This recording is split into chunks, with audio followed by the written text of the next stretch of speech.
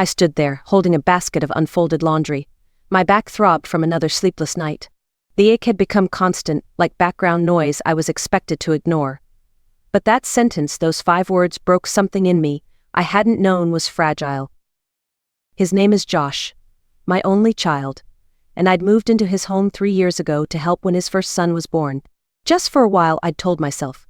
Until Haley, his wife, found her footing as a new mother. Until sleep returned. Until life settled. Now, he was standing in the hallway, loosening his tie, not even looking me in the eye.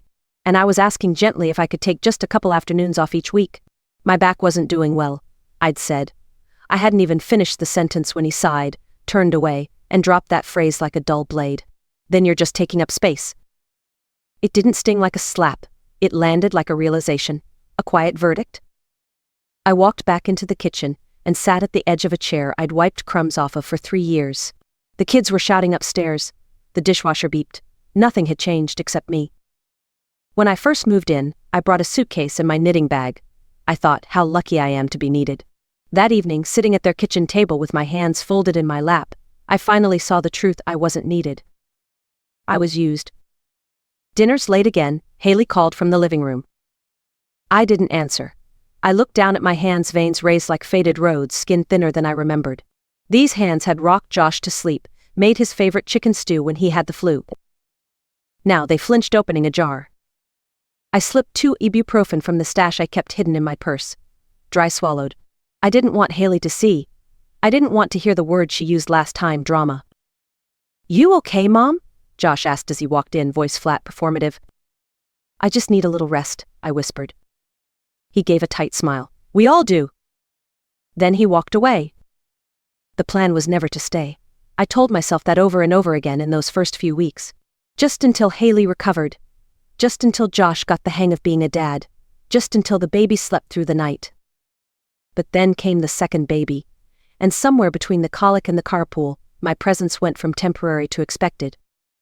When I first arrived, I had a small guest room upstairs. My own lamp, my own pillow. Then Haley's home office needed more space, so I was moved to the basement. Just for now, she said, unfolding the futon herself. It's quieter down here anyway. It was also cold in winter, hot in summer, and smelled faintly of mildew. But I didn't complain. Mothers make sacrifices. Families do what's needed. Or so I told myself. But slowly, helping out turned into unpaid labor. I changed diapers, packed lunches, did laundry, scrubbed bathrooms, and handled school pickup. I cooked dinner, washed dishes, swept floors, and bathed the kids. My schedule was tighter than it ever was when I worked full-time, except now, there was no paycheck, no weekends, no thanks. No one asked if I was okay. I became a fixture, a background character in their home. One afternoon I overheard Haley on the phone while I folded socks in the basement. No, we don't pay her, she laughed. She lives here for free. Honestly, it works out. She gets the company. We get the help. I sat there, surrounded by half-matching socks and a baby monitor that buzzed constantly, and thought, is that what they tell themselves? That I'm lucky to be near my grandkids and that's payment enough? I didn't say anything. I kept folding. I started marking my days by the pain in my spine. A sharp ache meant it was Tuesday, early school release day. A dull throb meant it was Friday, laundry day. A stabbing pull down my left leg? That meant it was Sunday, when Haley hosted brunch for her friends, and I floated in the background, refilling the coffee pot. They talked about setting boundaries and overbearing relatives who don't get the message. They never said those words directly to me. But they didn't have to. Josh never noticed when I missed doctor's appointments. Haley never asked if I wanted to join them at the park. The only question was always, did you clean the bathroom? Or can you watch the kids while I run to Target? And I said yes. Always yes. Even when I cried alone at night. Even when I stopped recognizing the sound of my own voice. Even when I began to wonder, when did I become invisible? There's a strange shift that happens when you stop being seen, not in a literal sense, but emotionally, spiritually. It's like becoming part of the furniture. Functional. Always there. But never acknowledged. That's what I had become in their home. Haley would breeze past me in the hallway, phone pressed to her ear, and say things like, "Can you handle dinner tonight, Carolyn?" Or worse, "Did you manage to get to the upstairs bath?" as if my day wasn't already packed with silent labor. Josh would call from the car and ask, "Can you pick up the dry cleaning? We're running late." Not a single time did he ask, "How are you feeling, Mom?" It was always task after task. Once, I was elbow deep in soapy dishwater when the doorbell rang. Haley didn't even look up. "Could you get that, Carolyn?" she said with that clipped, manager's tone. "Not would you mind?" "Not please." I dried my hands, opened the door, and was met by a grocery delivery man with 5 overfilled paper bags. He looked at me with something that wasn't quite pity but close, as if he recognized the shape of the life I was living. I reached for the bags, holding back a wince, just as Haley shouted from the living room, "Just the perishables in the fridge, the rest can wait." It was always like that. Small instructions. Casual commands. Stacked like bricks on a wall, I couldn't see until it towered over me. Worse than the chores was the erasure. When guests came, Haley's yoga friends or Josh's colleagues, I wasn't introduced. I was just there. Someone once asked, "Is she the help?" And Haley didn't correct them. That night I sat on the futon and whispered the words to myself like a curse, "The help." I wasn't their mother anymore. Not really. I wasn't even grandma when other people were around. I was she, her, the one who's always here. Even the kids, sweet as they were, absorbed the tone of the house. One afternoon, my grandson Noah looked up from his tablet and asked, "Grandma, are you going to live here forever?" It wasn't cruel. It was curious. But it cut deep, because I didn't know how to answer. That question hovered in my mind as I overheard Josh on the phone one night. I wasn't meant to hear it. I was sorting coats in the hallway. "I don't know, he said. "She's just always here. Like part of the furniture. Honestly, if she stopped helping, I don't know what we'd do. But also, sometimes I feel like she's just taking up oxygen." Taking up oxygen. I didn't move. I didn't speak. I just stood there, hands still holding a child's puffer jacket, while the words echoed inside me like a final diagnosis. That night, I went to bed without dinner. But the hunger I felt wasn't for food. It was for dignity. The next morning I woke early, just like every other day. Made breakfast, dressed the children, packed lunches, wiped counters. I did it all exactly as expected. But something inside me had shifted, not broken, not shattered, just clicked. That quiet voice inside, the one that had whispered doubts for years, finally stood up and spoke plainly. "This is not a home. This is a position, a role, and you can be replaced the moment you stop performing." So I stopped. That afternoon I put on my coat and went for a long walk through the neighborhood park. The cold air bit at my skin, my knees protested. But I needed space, real space, not the cramped inn they called mine. I watched couples walk their dogs, teenagers kick at frozen leaves. Elderly women sat with thermoses, chatting in languages I didn't understand but felt comforted by. I sat on a bench for nearly an hour. No one called. No one noticed. When I returned, dinner was half burnt. Haley was annoyed. "Where were you?" she snapped. "I had a meeting. You know I can't handle both kids at once." I didn't respond. I didn't apologize. That night I pulled out the small suitcase I'd brought with me 3 years ago. The one I never fully unpacked. I laid it open on the futon. It still smelled faintly of cedar and lavender, the sachets I'd tucked inside, hoping to make it feel like home. I packed slowly, not like someone escaping but like someone reclaiming. A cardigan I'd knitted myself, a wallet with a zipper that stuck, a small comb, a pair of socks with my initials stitched into the hem, a habit I'd started when Josh was a boy and lost everything at school. Then I reached beneath the futon and pulled out a box I'd wrapped in plastic for safekeeping. Inside were fragments of my real life, a slim notebook filled with old poems I'd never shown anyone, a gold ring that no longer fit but once symbolized freedom, and 2 photographs. One of Josh, age 8, grinning with missing front teeth, holding a paper dragon we'd made during a stormy afternoon, and one of Walter, my late husband, in his old army jacket, standing beside me the day we signed the lease on our first apartment. I ran my fingers over his face. "You wouldn't have let this happen," I whispered. I placed the photos in the side pocket of my suitcase. I wasn't leaving them behind. Upstairs, laughter echoed either from the TV or Haley on the phone. It didn't matter. That sound had never really included me. I sat on the futon and waited for the house to fall asleep. Around midnight I crept out to the hallway, opened the cabinet by the kitchen, and reached for the spare key. The one on the red ribbon. Haley used to joke, "You're the only one I trust with a key." Not anymore. I slipped it into my coat pocket and returned to the den. Fully dressed, I lay on the futon, staring at the ceiling not out of guilt, but out of anticipation. Like standing on the edge of something new, something mine. By dawn I was up. The house was still quiet, still unaware. I made coffee, not because I needed it, but because it was what I always did. I scrambled eggs, sliced bread, laid out plates, one last act of order, not out of spite. I simply didn't want to leave behind a mess. Josh came downstairs, yawning, still tightening his robe. I was sitting at the kitchen table, coat sipped, suitcase beside me. He blinked. Going somewhere? Yes. He stared at the suitcase, then at me. Now. I nodded. I'm not staying here anymore. He rubbed the back of his neck. What? Why? We haven't even talked about. You said I was just taking up space. His mouth opened, then shut. For a moment I almost felt sorry for him. I didn't mean it like that, he said quietly. I know, I replied. You meant it exactly like that.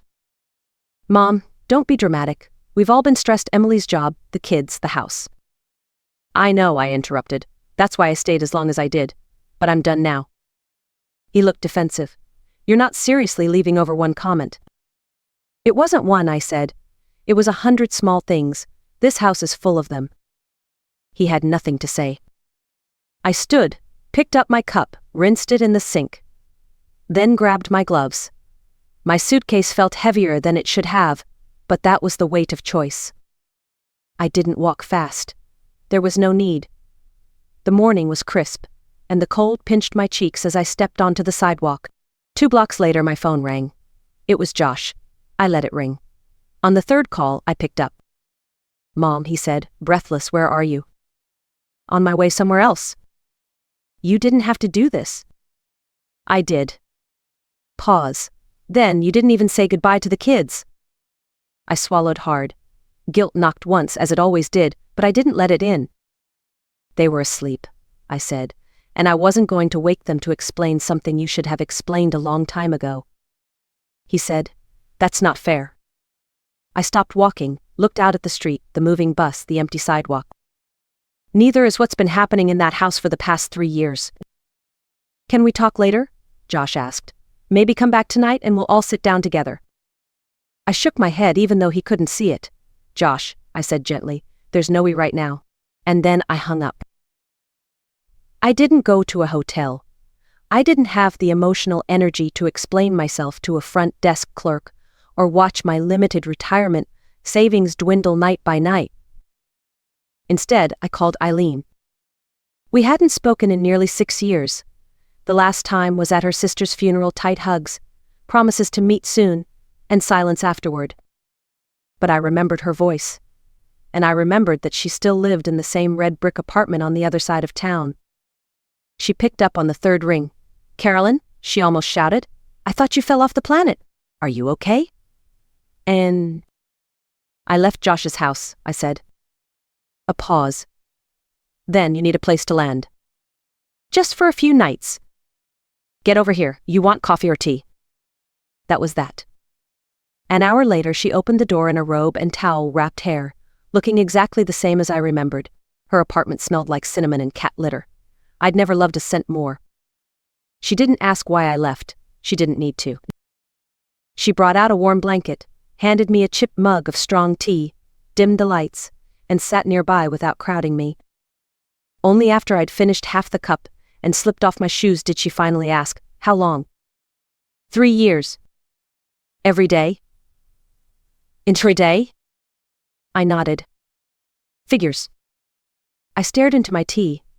I thought it would feel like freedom, I whispered. But right now it just feels like floating in space. Eileen leaned back, arms crossed, eyes narrowed thoughtfully.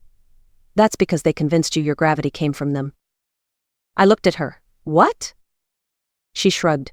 You only mattered when they needed you, not because you were you. Her words sank in like warm stones. She added, you can stay more than a few nights. You know that, right? I'll find something, I said. I need to stand on my own, Eileen. She nodded slowly, knowingly. Fair enough. But you're not floating anymore. And that night, for the first time in years, I slept without an alarm. And without expectation. The cushions on Eileen's couch were lumpy. Her kitchen clock ticked too loudly. But I didn't mind. There were no tiny feet racing down the hallway, no crying baby, no one waiting for me to wake up and get moving. The next morning I made toast and eggs for both of us, out of habit but also out of love. Eileen called me dramatic, but cleaned her plate like she hadn't eaten in days. Then I spent the rest of the morning making calls. A friend from church gave me the number of a landlord who rented to older adults. Quiet building, reasonable rent. I left a message.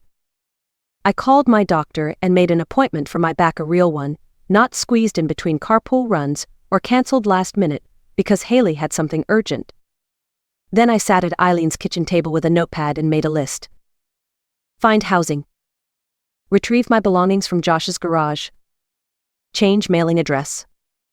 Cancel Haley's gym auto renewal still charged to my card. Keep the spare key. That last item surprised me. I didn't remember writing it. But I didn't cross it out either. Later that day, my phone buzzed again. It was Haley. I let it go to voicemail. She sounded tightly wound, like a rubber band stretched too far. Carolyn, she said, we need to talk. This isn't how adults handle things. We had an arrangement. Please call back. I didn't. Instead, I turned to Eileen and asked if she wanted to go for a walk. We wrapped scarves around our necks and strolled slowly through her neighborhood. She didn't ask what I planned to do next.